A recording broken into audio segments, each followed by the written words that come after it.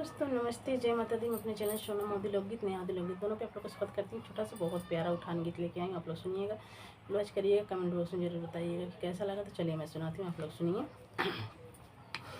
बेला के बजारिया लागेला मेलवाया जी, बेला के बजारिया लागेला मेलवा, अपने लालन के खेलाई बिन खरीदब गेंदवा, अपने लालन के खेलाई बिन खरीदब गेंदवा।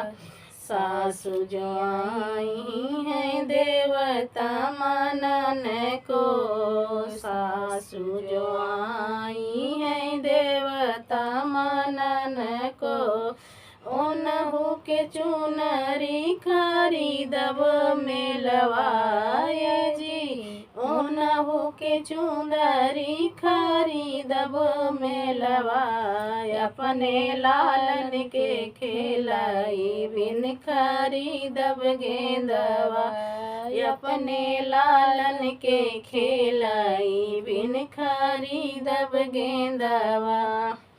सुल्तानपुर बजारिया लगेला मेलवाए जी, सुल्तानपुर बजारिया लगेला मेलवा, अपने लालन के खेलाई बिन खरीदब गेंदवा, अपने लालन के खेलाई बिन खरीदब गेंदवा।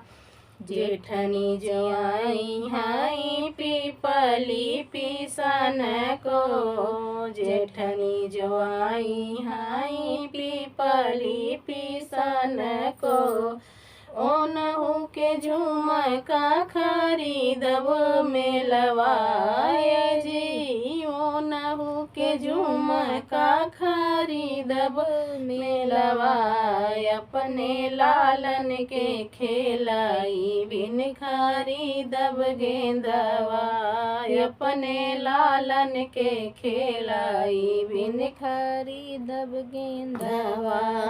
पट्टी बजारिया लागेला मेलवा, पट्टी के बजारिया लागेला मेलवा, अपने लालन के खेलाई बिन खरीदब गेंदवा, अपने लालन के खेलाई बिन खरीदब गेंदवा।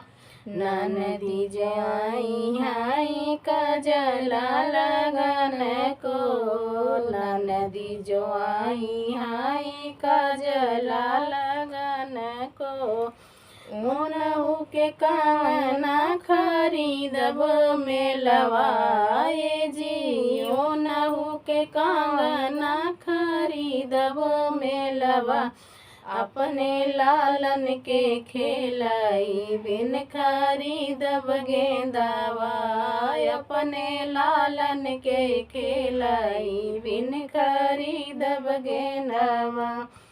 बेला के बजारिया लागेला मेलवा जी, बेला के बजारिया लागेला मेलवा, अपने लाल के खेलाई बिन खरीदब गेंदवा, अपने लाल के खेलाई बिन खरीदब गेंदवा। देवरा जो आई हाई बासिया बजान को, देवरा जो आई हाई बासिया बजान को, ओनहु के गाड़िया खरीदब मेलवाए जी, ओनहु के गाड़िया खरीदब मेलवा, अपने लाल के खेलाई बिन खरीदब गेंदवा, अपने लाल के खेलाई बिन खरीदब गेंदवा। बेला के बजारिया लागेला मेलवाए जी, बेला के बजारिया लागेला मेलवा, अपने लाल के खेलाई बिन खरीदब गेंदवा, अपने लाल के खेलाई बिन खरीदब गेंदवा।